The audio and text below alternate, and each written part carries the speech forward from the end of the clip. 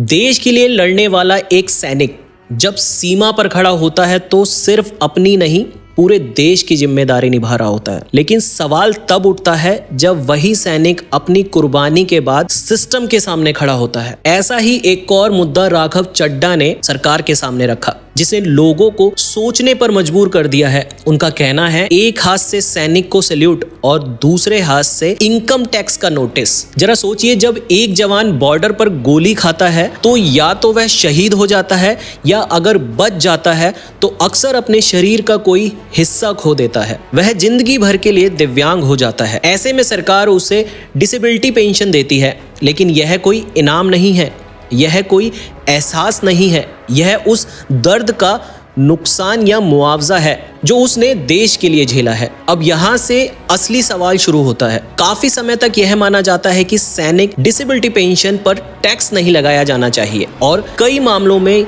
यह छूट आज भी लागू है। लेकिन हाल के समय में एक बहस तेज हो गई है, क्या सभी सैनिकों को डिसेबिलिटी पेंशन पर पूरी तरह टैक्स फ्री होना चाहिए? क्योंकि अभी स्थिति यह है कि अलग अलग मामलों में फर्क देखा जाता है। जो सैनिक चोट की वजह से सेवा से बाहर हो जाते हैं उन्हें आमतौर पर टैक्स छूट मिलती है, लेकिन जो सैनिक घायल होने के बावजूद सेवा पूरी तरह करते हैं और बाद में रिटायर होते हैं, उनके मामले में टैक्स को लेकर अलग नियम लागू हो सकते हैं। यही बात विवाद की जड़ बन चुकी है अब, और राघव चड्ढा सवाल उठाते हैं, चोट तो एक जैसी है, फिर फर्क क्यों?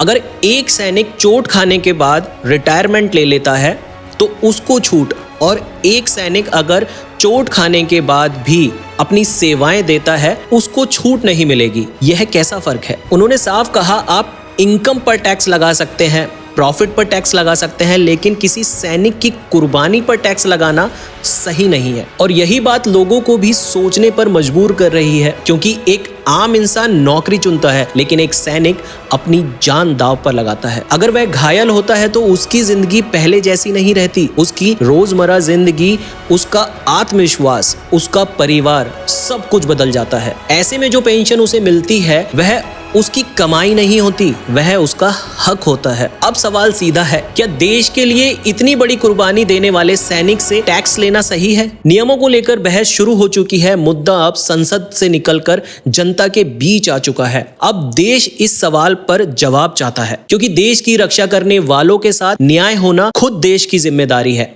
जय हिंद।